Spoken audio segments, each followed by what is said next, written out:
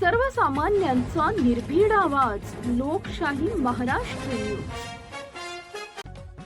आज पावसाळी अधिवेशनाचा शेवटचा दिवस असून अंतिम आठवडा प्रस्तावावरील चर्चेदरम्यान मुख्यमंत्री देवेंद्र फडणवीस यांनी विरोधकांवर टीकेची झोड उठवली.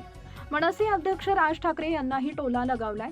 ते जर स्टँड अप कॉमेडियनच्या क्षेत्रात गेले असते तर एकाही स्टँड अप कॉमेडियनला मार्केट राहिलं नसतं, अशा शब्दात मुख्यमंत्री देवेंद्र फडणवीस यांनी नाव न घेता राज ठाकरेंना टोला लगावलाय.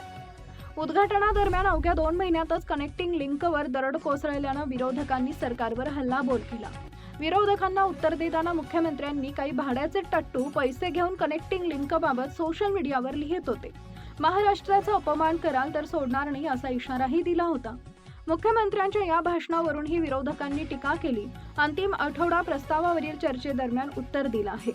परवा मी विधानसभेत भाषण केल्यानंतर कित्येक लोकांना भाषणाची मिरची लागली, पण मी अतिशय स्पष्टपणे सांगितलं, कनेक्टिंग लिंकवरील पूल केबल स्टेट ब्रिज आहे.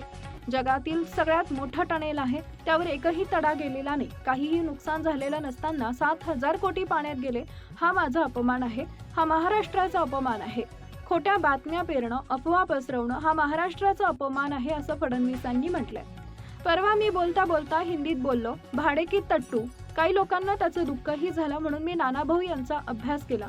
मी माझं वाक्य मागे घेतो आणि त्याला सुसंस्कृतपणे भाटक गद्दार म्हणतो. तरीही कोणाला समजलं नसेल तर सुपारीबाज बोलतो, असा टोलाही त्यांनी लगावला. मी एक वाक्य हिंदीत बोललो, पण ज्यांना समजायला पाहिजे म्हणून बोललो, त्यांच्याऐवजी दुसऱ्यांनाच मिरची लागली.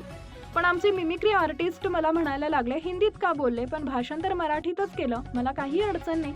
ते आमचे मित्र आहेत. राजकारणात तर त्यांच्यापासून काही धोका नाही, पण आनंद आहे ते राजकारणात आहेत. ते जर स्टँडअप कॉमेडियनच्या क्षेत्रात गेले असते तर एकही स्टँडअप कॉमेडियनला मार्केट राहिलं नसतं, अशा शब्दात मुख्यमंत्र्यांनी नाव न घेता राज ठाकरेंना टोला लगावलाय. लाईक करा, शेअर करा, सबस्क्राईब करा आणि बेल आयकॉन प्रेस करा.